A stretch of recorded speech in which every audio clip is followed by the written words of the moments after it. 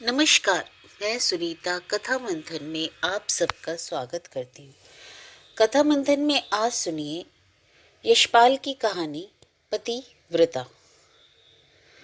बहुत ही छोटी आयु में जब सुमति अभी तीसरी चौथी कक्षा में पढ़ती थी, उसे अपने नाम की जिम्मेवारी और गर्व का अनुभव होने लगा था। पढ़ने लिखने में तो वह तेज समझी ही जाती थी, तभी उसकी महत्वाकांक्षा बन गई थी कि पाठशाला में पढ़ाने वाली दीदी की तरह खूब पढ़ लिख कर पाठशाला में पढ़ाने का काम किया करेगी और उसका भी आदर होगा। सुमति के पिता अच्छी स्थिति के ठेकेदार थे, ढंग आधुनिक और विचार भी उदार। माँ भी पढ़ी लिखी थी, परंतु स्कूल की मास्टरनियों को कुछ ऐसा वैसा ही समझती थी। वे जिस मास्टरनी को चाहती नौकर रख सकती थी। एक दिन सुमति के मुख से यह सुनकर कि लड़की पढ़ लिख कर मास्टरनी बनना चाहती है, तो उन्होंने लाड़ से भवे चढ़ाकर डांट दिया। हट पागल, हाय तू क्यों मास्टरनी बनेगी? राजा रईस के घर मेरी लड़की का ब्याह होगा तो अपने घर परिवार में राज करेगी। सुमति ने माँ के सामने तो मचलकर यही कहा कि वह खूब पढ़ेगी, ब्याह भी ना करेगी, परंतु तब से कुछ और भी सोचने लगी। 8वीं कक्षा में पहुंची तो भविष्य के संबंध में उसकी कल्पना ही बदल गई। अनुभव किया कि स्कूल में मास्टरनी का चाहे कितना रौब और दबदबा हो, स्कूल में चाहे जिस लड़की को चाटा मार ले या डांट डपट ले, स्कूल के बाहर बड़े लोगों की दुनिया में मास्टरनी का स्थान बहुत ऊंचा नहीं माना जाता। उसने नल दमयंती, सावित्री, सत्यवान, सती, सीता और मंदालसा की कहानियां पढ़ी भी थी। कभी कभी सोचने लगती कि सती और पतिव्रता का आदर क्या कम होता है। इतिहास में जैसे महाराणा प्रताप और राणा सांगा का नाम है, जौहर करने वाली पद्मिनी, सीता और सावित्री का नाम क्या वैसा नहीं है?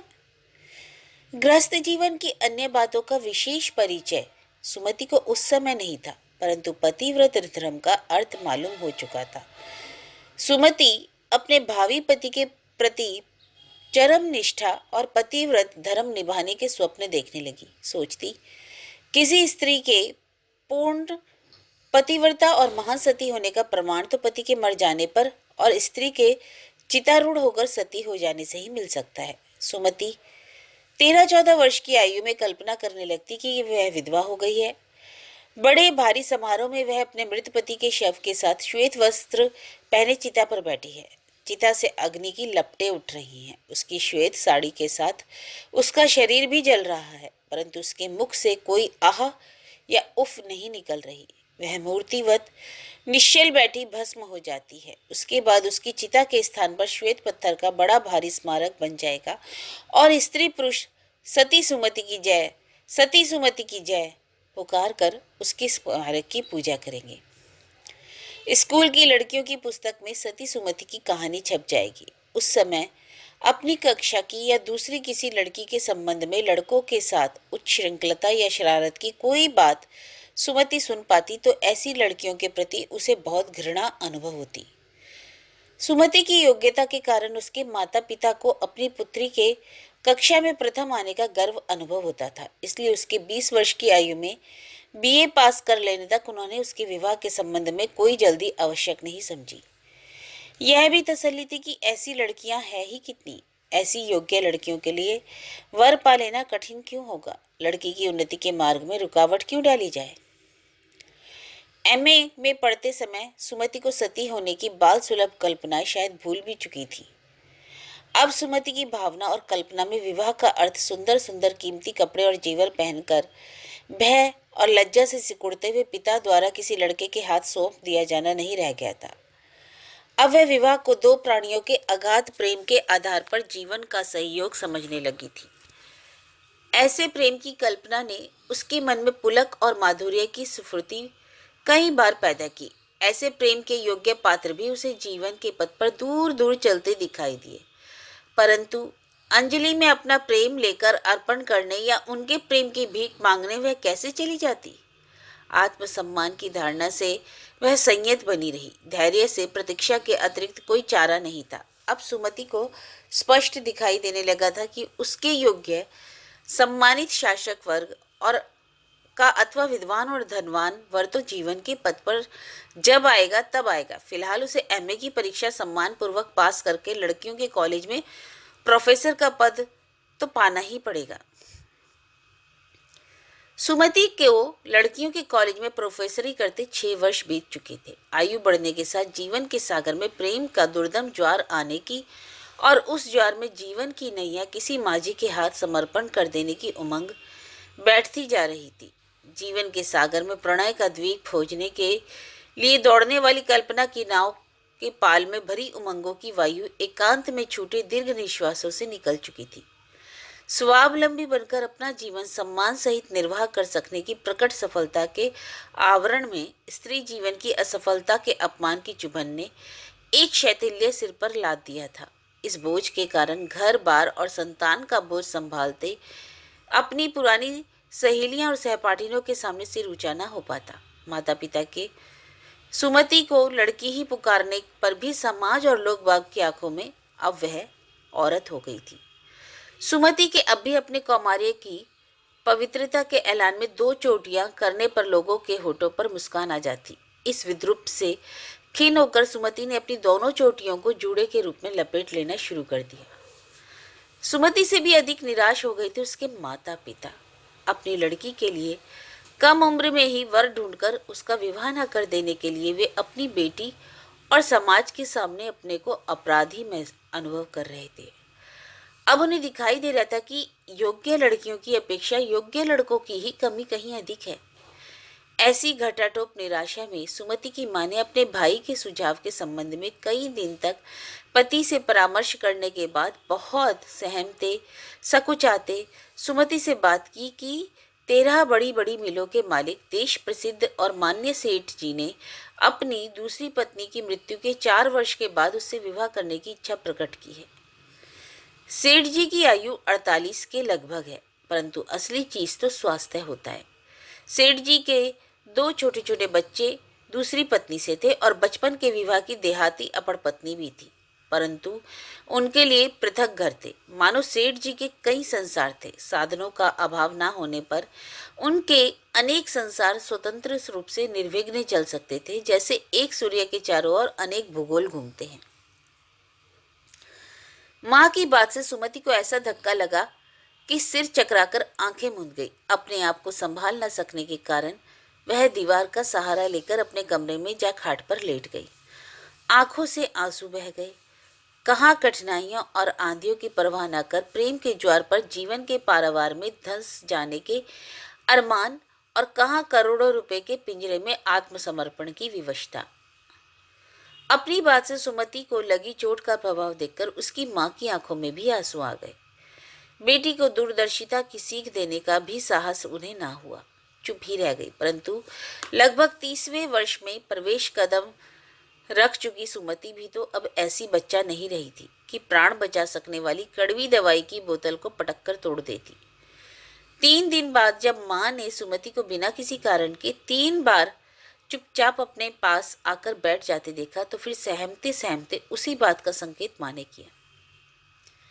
मुझे क्या मालूम, मैं क्या तुमसे ज्यादा समझती हूँ, सुमति ने कह डाला और फिर जाकर अपने पलंग पर लेटकर आंसू पोंछने लगी। मालूम नहीं कि 13-14 वर्ष की सती होने की बाल सुलभ कल्पना उसकी मन में फिर जागी या नहीं, परंतु ऐसा जरूर अनुभव हुआ कि मझधार में असहाय बहते बहते थककर दम टूटते समय किसी डरावनी परंतु ठोस चट्टान पर हाथ पड़ गया हो। ऐसे समय चट्टान का सौंदर्य तो नहीं देखा जाता।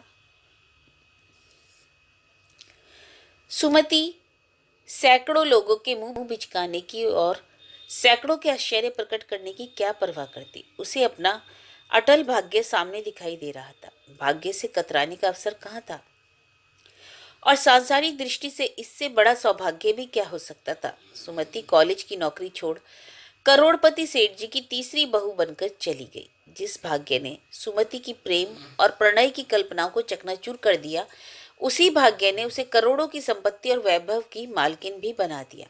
बंबई में सेठ जी के बंगले के एक एक कमरे की संपत्ति के मूल्य का अनुमान कर उसे आतंक सा अनुभव होता। 3-3, 4-4 मोटरें बंगले के सामने खड़ी रहती। प्रेम जो एक दिन उमंग और कल्पना की वस्तु थी, अब सुमति का कर्तव्य और धर्म बन गया।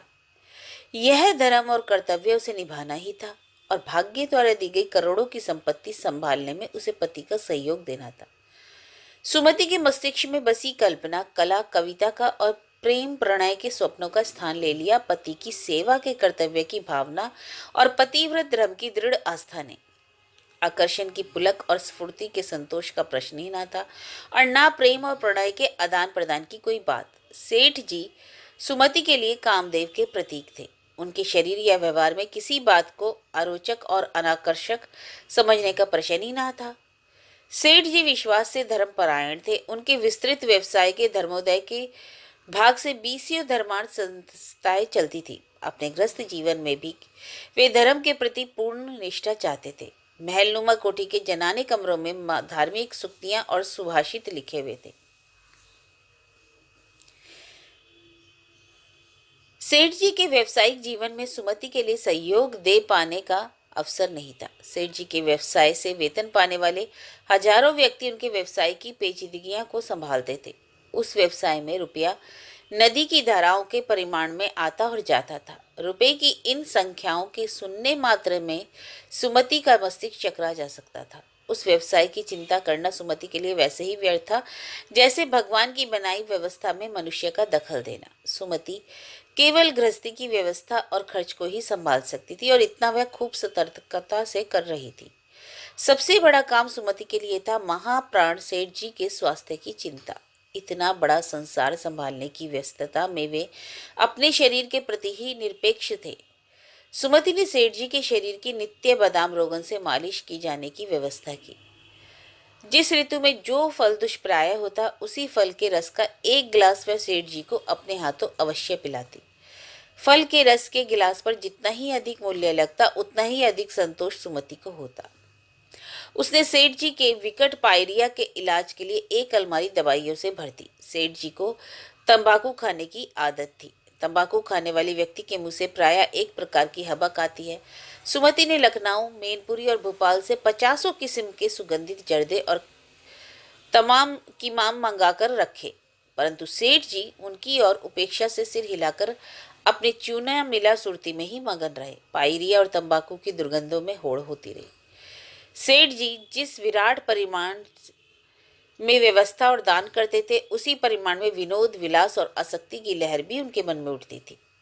प्राचीन काल में जो कुछ राजाओं के लिए उचित या क्षम्य था वही सब कुछ सेठ जी के लिए भी समझते थे। वे राजा ही तो थे। सामंत काल में भूमि के स्वामी राजा होते थे। पूंजी के युग में पूंजी के स्वामी राजा हैं।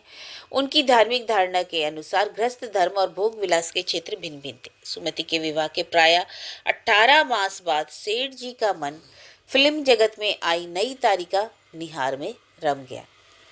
सेठ जी अनेक बार संध्या समय अनमने से दिखाई देने लगते। नौकरानियों ने सकुचाते, शर्माते जो बातें सुमति को सुनाई उन्हें सुनकर वह अपनी स्थिति के विचार से गंभीर बनी रही, परंतु मन भीतर ही भीतर कसमसा कर रह जाता। सेठ जी से कुछ कह सकने का साहस था नहीं और पति को सुमार्ग पर रखने के कर्तव्य का भी ध्यान था। जैसे सुमति को सेठ जी के व्यवहार में अनमनापन दिखाई दिया वैसे ही उसे दिखाई दिया कि नई खरीदी गई कत्थई और चटक सफेद रंग की कैडलैक कार भी 3-4 दिन से कोठी से गायब थी।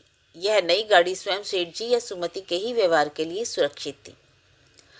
5वें दिन गहरे हरे और उजले सफेद रंग की एक और कैडलैक गाड़ी आ गई।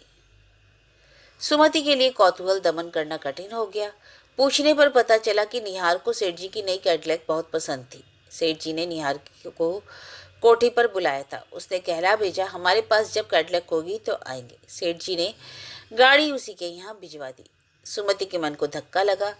25,000 की गाड़ी और अपने देवता की अनियंत्र अनुरक्ति। सुमति का मन निहार के प्रति घृणा और क्रोध से जल उठा। सेठ जी के प्रति तो क्रोध आ ही सकता था। सरल स्वभाव सेठ जी पर छल का फंदा डालने वाली डाइन के प्रति ही क्रोध उचित भी था। नौकर नौकरानियों की मार्फत निहार के संबंध में बहुत सी बातें सुमति तक पहुंचने लगी। असली नाम नासिरा है। इसकी माँ का भी बड़ा नाम था। कलकत्ते में पेशा करती थी। छल छंद में बड़ी तेज है, तभी तो 2 वर्ष में इतनी चमक गई। बड़े बड़े लोगों में होड़ लगी है इसके लिए। पैसे की बड़ी भूखी है। कहते हैं कॉलेज में भी पढ़ी है, अंग्रेजी बोलती है और भी बहुत कुछ। सुमति सेठ जी से तो कुछ कह नहीं सकती थी, परंतु मन दुख से बहुत घुटने लगता तो कल्पना करती कि निहार के घर जाकर उसे फटकारे। क्या यह मनुष्यता है? चांदी के चंद टुकड़ों पर अपने शरीर को बेचना, दूसरे का घर उजाड़ना। वह निहार की सद्बुद्धि को क्यों नहीं जगा सकेगी? पर सेठ जी की अनुमति और आज्ञा बिना सुमति कहीं कहाँ जा कैसे सकती थी? ऐसे पाप की बात उसने सोची भी नहीं थी। एक दिन संध्या सुमति की कोठी के ऊपर के दाएं भाग में सेठ जी का खास व्यक्तिगत नौकर नारायण बहुत व्यग्र दिखाई दिया। सुमति के रहने के बाएं भाग से दाएं और खुलने वाले दरवाजे बाहर से बंद कर दिए जा रहे थे। नौकर नौकरानियां फुसफुसाहट से बात कर रही थी। सुमति का मन आशंका और कौतूहल से मत गया। अपनी विश्वास की नौकरानियां पारो को बुलाकर पूछे बिना रह न सकी, ये सब क्या है री? पारो ने चारों ओर निगाह दौड़ाकर कहा, कोई देख सुन तो नहीं रहा? मालकिन बनारसी कह रहा है आज निहार आएगी। सुमति की एड़ी से चोटी तक बिजली कौंध गई। एक गहरी सांस छोड़ स्तब्ध रह गई। फिर अपने पलंग पर लेट आंखें मूंदे सोचने लगी, क्या अब वह चुप रहे? अपने पति को धोखे और विनाश से बचाना भी तो मेरा कर्तव्य है। आखिर मेरे पढ़ने लिखने का क्या फायदा? चोर को अपने घर में सेंध लगाते देखकर भी चुप रहूं? मन के आवेश के कारण लेटी न रह सकी तो उठकर बैठ गई। दांतों से होठ काटते हुए निश्चय किया कि नहीं, आज तो करना ही होगा, आज मौका भी है। संध्या समय सुमति को पता लगा कि सेठ जी आ गए और आकर ऊपर दाईं ओर चले गए। सुमति का अनुमान था कि अब निहार आती ही होगी। परिस्थिति अनुकूल जान पड़ी। सोचा मैं नीचे जाकर उस औरत के ऊपर जाने से पहले उसे बात करूं। वह ऊपर जा ही न सके, यह मेरा धर्म है। सुमति के कमरे की पूर्व की खिड़की के सामने सड़क पर दूर तक नजर जा सकती थी। उसने सोचा सड़क पर जलती बिजली की प्रकाश में वह पहली बार कैडलैक कार को दूर से पहचान कर नीचे उतर जाएगी और देखेगी कि वह छिनाल औरत कैसे उसके स्वामी के पास जाती है।